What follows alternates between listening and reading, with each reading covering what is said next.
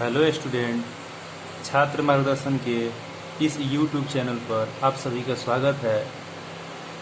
तो आज मैं क्लास 9 के सब्जेक्ट मैथ का निर्देशांक ज्यामिति नाम का चैप्टर, जिसको हम नियामक ज्यामिति के नाम से जानते हैं, इसको लेकर आज हम आए हैं।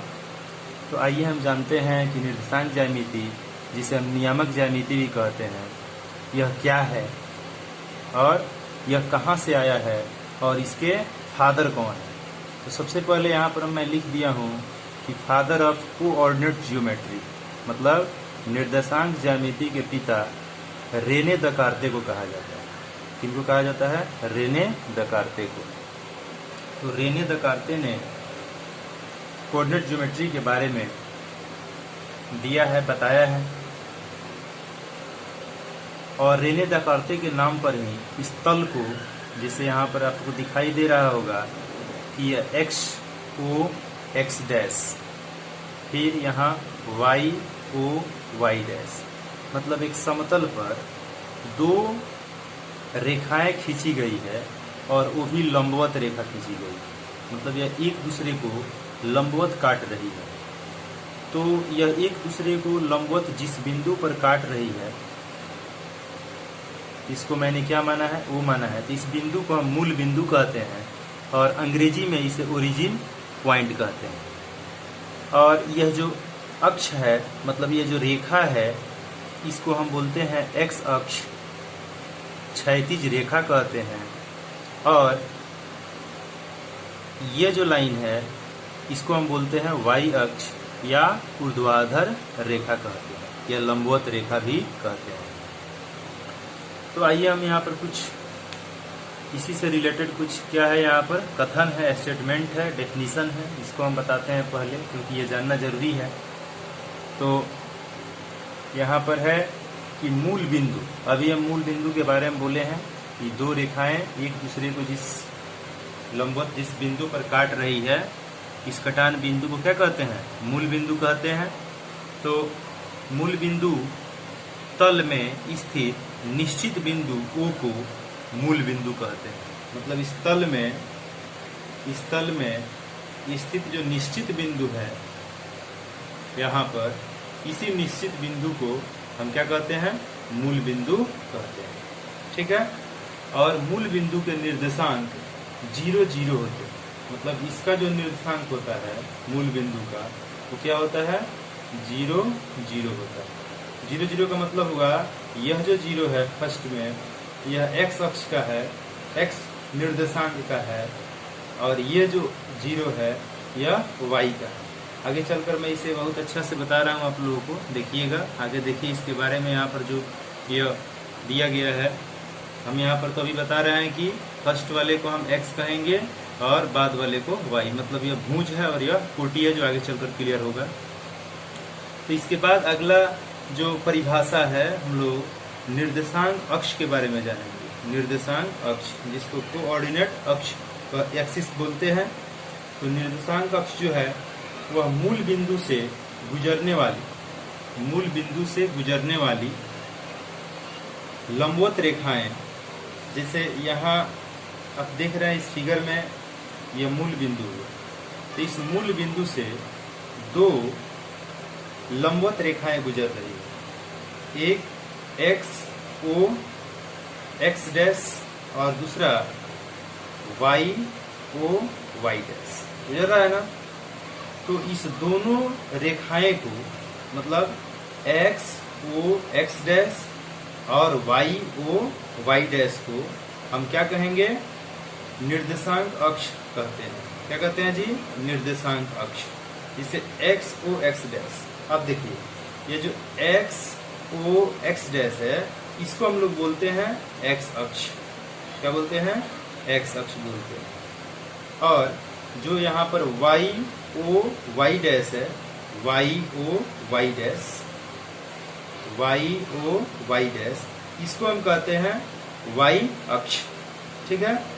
तो अब पता चल गया कि यह एक्स अक्ष है और यह वाई अक्ष है। ठीक है। तो एक्स निर्देशांक अब क्या है? एक्स निर्देशांक, यहाँ पर एक्स निर्देशांक, जिसको हम एक्स कोऑर्डिनेट बोलते हैं, तो तल में स्थित किसी बिंदु P, जैसे मान लीजिए यह एक तल हुआ, इस तल में स्थित कोई बिंदु यहाँ पर हम P ले लेते हैं। ठीक, तल में स्थित एक बिंदु मैंने क्या ले लिया, P ले लिया। P की y अक्ष से, y अक्ष यह है ना, y अक्ष से लंबवत दूरी को, y अक्ष से जो लंबवत दूरी है यह,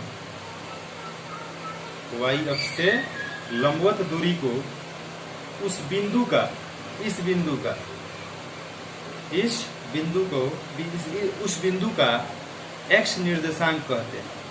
इसको हम बोलेंगे x निर्देशांक। ठीक है, इसको, इससे जो पॉइंट आ रहा है इसको हम क्या बोलेंगे, x निर्देशांक बोलेंगे। ठीक है, और इसे भुज कहते हैं। इसको क्या बोलते हैं जी, भुज। ठीक है, अब है दूसरा y निर्देशांक। तो तल में स्थित किसी बिंदु P की x अक्ष से, अब यह x अक्ष है, तो x अक्ष से जो लंबवत दूरी है, यह लंबवत दूरी, जैसे मान लीजिए यह 2 है, 2 एकक यहाँ से यहाँ तक तय किया हमने। यह y अक्ष है, तो इसको यहाँ पर 2 एकक तय किया गया। तो इस दोनों से यह x कहलाएगा और यह y। तो दोनों एक दूसरे को जहाँ पर जाकर मिलेंगे, इस बिंदु से यह भी दूरी तय होगा और यह भी दूरी तय होगा। तो इसको हम बोलेंगे, इससे जो आएगा इसको बोलेंगे हम क्या चीज, x निर्देशांक। और जो सेकेंड है वो क्या है, y निर्देशांक। तो तल में स्थित किसी बिंदु P की x अक्ष से लंबवत दूरी को उस बिंदु का y निर्देशांक कहते हैं, और इसे क्या कहते हैं, कोटि भी कहते हैं। मतलब इस x अक्ष को हम क्या बोलेंगे, भुज। x अक्ष का नाम भुज भी हो गया, और जो y अक्ष है इसका नाम हो गया कोटि। अब याद रखना चाहिए इस बात को, मतलब x अक्ष को हम क्या बोलेंगे, भुज, और y अक्ष को क्या बोलेंगे, कोटि। एग्जाम में दे देता है कि x अक्ष को क्या कहते हैं, ऑप्शन दे देगा भुज, कोटि, दोनों, कोई नहीं।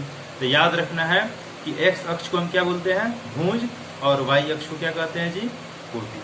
ठीक है, तो यह दोनों का जो यह पॉइंट हुआ, तो इधर से x का मान जाएगा और इधर से y का, तो यह दोनों हो जाएगा x, y। मतलब P का जो निर्देशांक हुआ वह क्या हुआ, x और y हुआ।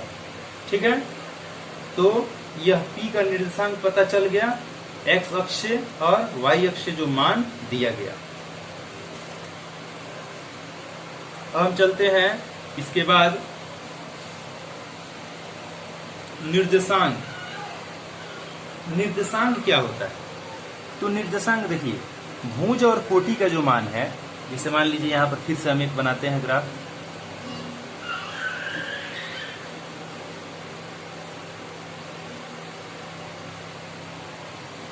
यह x हो गया, यह x डैश, क्योंकि मूल बिंदु से इधर जब चलेंगे ये निगेटिव मान आएगा और इधर चलेंगे तो पॉजिटिव मान आएगा। मतलब इधर जो मूल बिंदु से इधर की जो दूरी मापी जाएगी दाएं, वह धनात्मक होगी, और मूल बिंदु से जो दूरी बाएं मापी जाएगी बाएं, वो ऋणात्मक होगी। उसी तरह यह y है, तो यहाँ पर मूल बिंदु से अगर हम दाएं चल रहे हैं तो यह क्या हो रहा है, धनात्मक, और मूल बिंदु से बाएं चल रहे हैं तो ऋणात्मक। तो जो धनात्मक है, ठीक है, जो ऋणात्मक है, इसको हम बोलते हैं complement of x। Complement of x, यह x हो गया और यह कॉम्प्लीमेंट ऑफ x हो गया। यह y हो गया और यह बोलिए कॉम्प्लीमेंट ऑफ y।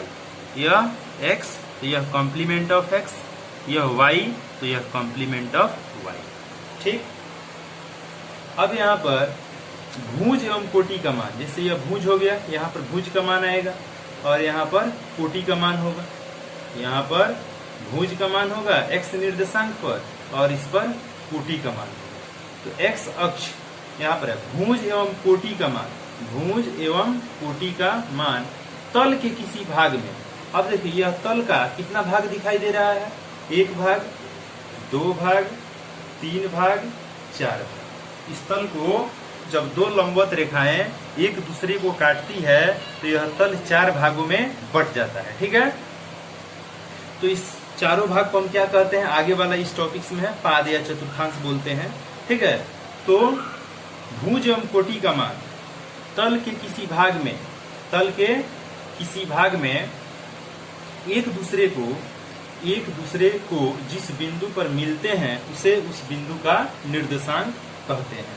जैसे मान लीजिए यहाँ से यह कोई पॉइंट P हो गया और यहाँ से x लेकर आया, यह यहाँ से y लेकर आया, तो इस P का निर्देशांक हो जाएगा x, y। ठीक, क्या हो जाएगा? x, y। तो इस x और y को P का क्या बोलेंगे? निर्देशांक कहते हैं। क्या कहते हैं? निर्देशांक। इस डेफिनेशन को याद रखिएगा। इसके बाद है पाद या चतुर्थांश। अभी उसके बारे में थोड़ा देर पहले मैं चर्चा भी किया हूँ कि पाद या चतुर्थांश जो होता है वह जब दो लंबवत रेखाएं एक दूसरे को काटती है तो यह तल, यह जो कार्तीय तल है, यह 4 भागों में बढ़ जाता है। x अक्ष एवं y अक्ष किसी समतल को कितने भागों में बांटते हैं? 4 भागों में बांटते हैं, जिसमें से प्रत्येक भाग को पाद या चतुर्थांश कहते हैं। जैसे यह भाग हो गया एक भाग, यह दूसरा भाग, तीसरा भाग, चौथा भाग। तो यह जो है यहाँ पर इसको हम प्रथम चतुर्थांश बोलते हैं। प्रथम चतुर्थांश, ठीक है। यह जो होता है द्वितीय चतुर्थांश होता है। द्वितीय चतुर्थांश 4 भागों में बट गया है। यह प्रथम हो गया, यह द्वितीय हो गया, ठीक है, और यह तृतीय चतुर्थांश है।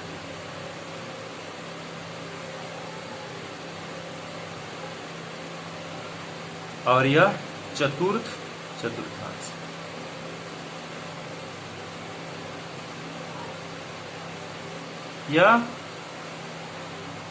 यह हो गया प्रथम चतुर्थांश, यह द्वितीय चतुर्थांश, यह तृतीय चतुर्थांश और यह चतुर्थ चतुर्थांश, ठीक है।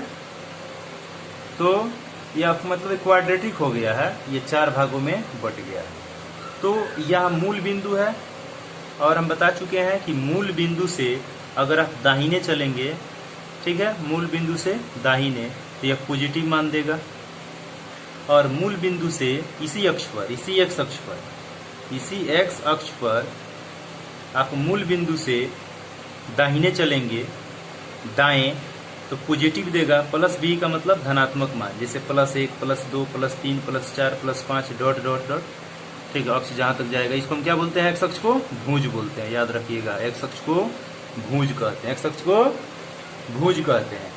और मूल बिंदु से जब आप बाएं चलेंगे, बाएं, इधर का जो दूरी होता है वह निगेटिव होता है, ठीक है। तो इस x अक्ष पर आपने क्या देखा?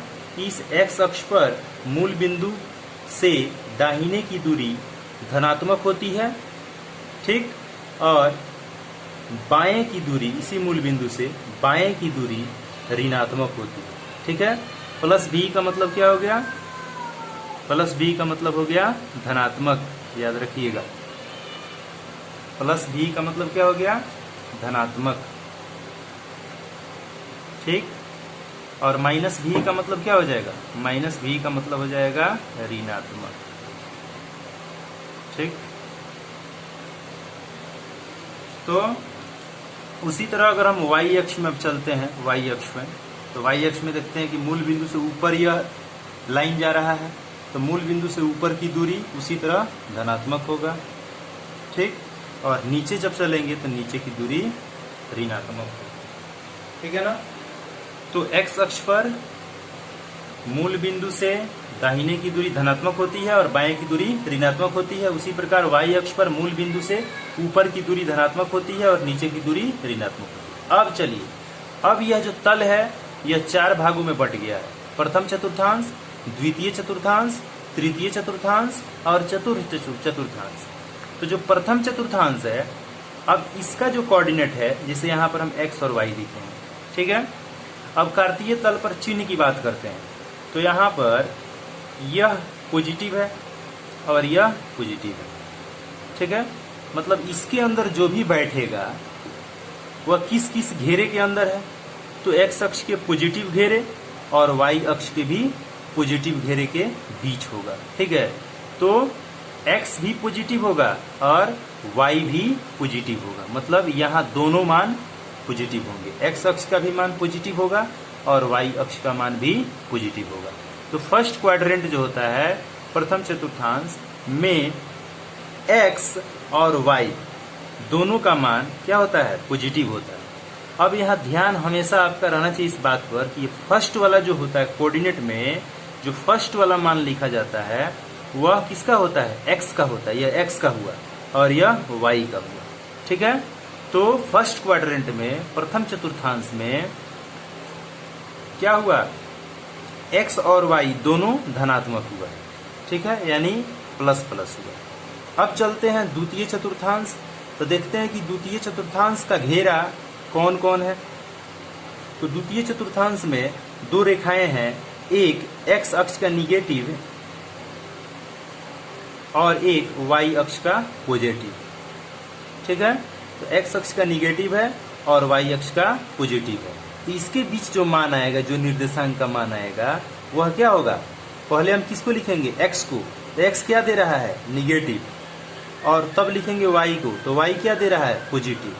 अब समझ में आ रहा है कि द्वितीय चतुर्थांश में क्या होगा, एक्स निगेटिव होगा और वाई पॉजिटिव, मतलब इसके अंतर्गत जो मान आएगा, ठीक है, जो निर्देशांक का मान आएगा वह माइनस प्लस आएगा, मतलब एक्स का मान माइनस में और वाई का मान प्लस में आएगा, ठीक है। तो प्रथम चतुर्थांश प्लस प्लस, द्वितीय चतुर्थांश माइनस प्लस, ठीक है। अब हम तृतीय चतुर्थांश की बात करते हैं। तो तृतीय चतुर्थांश का घेरा देखिए कौन कौन अक्ष का यहाँ पर है। तो यह देखते हैं कि तृतीय चतुर्थांश जो है वह एक्स का निगेटिव मान देगा, क्योंकि एक्स के निगेटिव मान वाला लाइन है, और वाई के भी निगेटिव मान वाला लाइन है ना जी। तो तृतीय चतुर्थांश में पहले वाला तो हमेशा एक्स लिखाएगा, तो एक्स क्या है, निगेटिव है, तो निगेटिव हो गया, और वाई क्या है, निगेटिव है, तो वाई भी निगेटिव हो गया। मतलब तृतीय चतुर्थांश में एक्स का निर्देशांक, एक्स का मान भी निगेटिव और वाई का मान, मतलब दोनों निर्देशांक क्या हुए, निगेटिव हुए, ठीक है, समझ में आ रहा है ना। तो first quadrant plus plus, second quadrant minus plus, third quadrant minus minus. अब फोर्थ देख लेते हैं। तो फोर्थ का घेरा कौन कौन सा लाइन यहाँ पर घेरा बना रहा है, तो एक्स अक्ष का पॉजिटिव और वाई अक्ष का निगेटिव, ठीक है, एक्स का पॉजिटिव और वाई का निगेटिव बना रहा है ना। तो यह चतुर्थ चतुर्थांश जो होगा वह एक्स पॉजिटिव दे रहा है और वाई निगेटिव दे रहा है, ठीक है।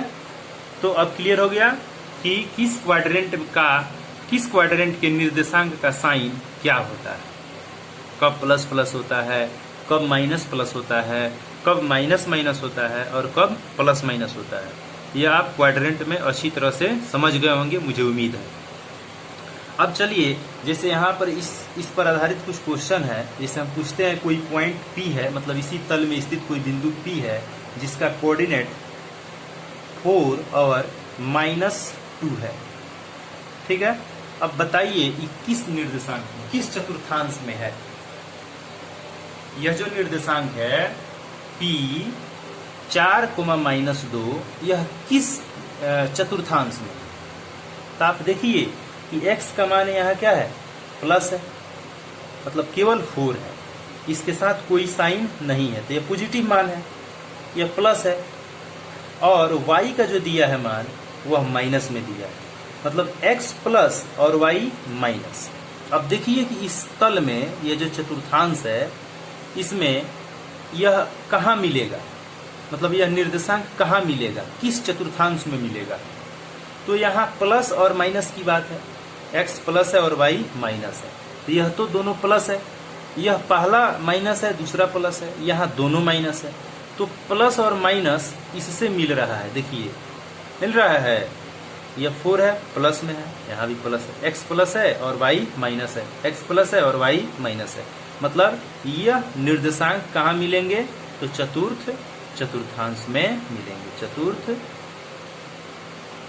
चतुर्थांश में मिलेंगे, ठीक है। फर्स्ट था। दूसरा क्वेश्चन एक और देते हैं। कोई पॉइंट है, निर्देशांक है Q जो -9, 2 किस चतुर्थांश में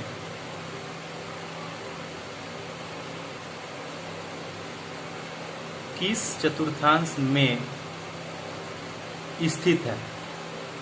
आप देखकर बताइए। -9 और 2 है, यानी x माइनस है और y प्लस है। तो x माइनस और y प्लस, पहला हमेशा x है, ध्यान रखिएगा। इसमें जो भी पहला है ना वो सब x है, मतलब x का मान है, और दूसरा जो भी है वो सब क्या है? y का मान है। ठीक है ना? ये चीज बिल्कुल ध्यान में रखना है इस बात को कि पहला माइनस में अगर है और दूसरा प्लस में है तो बताइए इस क्वेश्चन को कि ये किस चतुर्थांश में है। इसका आंसर क्या होगा? सोच लिए होंगे। यह किस चतुर्थांश में स्थित है? पहला माइनस और दूसरा प्लस, इससे मिल रहा है, तो यह द्वितीय चतुर्थांश में। यहाँ पर लिख देंगे द्वितीय चतुर्थांश।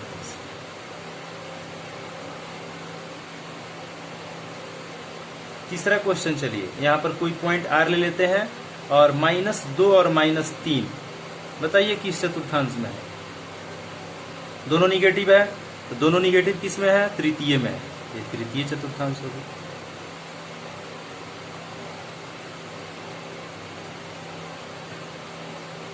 ठीक है, तो इस तरह से अब आप समझ गए कि किसी तल के किस चतुर्थांश में जो निर्देशांक होता है, ठीक है, उसका साइन क्या होता है, इसके बारे में आप अच्छी तरह से जान लिए। ठीक है, तो आइए एक बार हम रिवीजन करा देते हैं।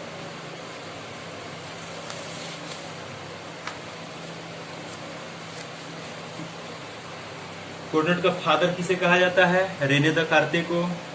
एक्स अक्ष को हम भुज कहते हैं, वाई अक्ष को क्या कहते हैं? कोटि। मूल बिंदु का निर्देशांक क्या होता है? तो मूल बिंदु का निर्देशांक 0 और 0 होता है, और पहला जो होता है वह x का 0 इंडिकेट करता है, और दूसरा जो 0 है वह y का 0 इंडिकेट करता है। इधर इसको हम x अक्ष के, अगर इधर या x अक्ष है तो इधर x डैश है, जिसको हम x का पूरक बोलते हैं। यहाँ पर x डैश लिखेंगे और पढ़ेंगे कॉम्प्लीमेंट ऑफ x। यहाँ y अक्ष है तो नीचे कॉम्प्लीमेंट ऑफ y। ठीक है, मूल बिंदु का परिभाषा याद कर लीजिएगा, निर्देशांक ज्यामिति का भी, निर्देशांक अक्ष का भी, और x निर्देशांक का भी, और y निर्देशांक का भी। ठीक है, इसके साथ साथ निर्देशांक क्या है इसके बारे में बता चुके हैं। उसके बाद में चतुर्थांश या पाद क्या है इसके बारे में बता चुके हैं। ठीक है, इस पर 2-3 क्वेश्चन बनाओ, ये भी समझ में आ गया होगा। तो आज के लिए इतना ही, धन्यवाद।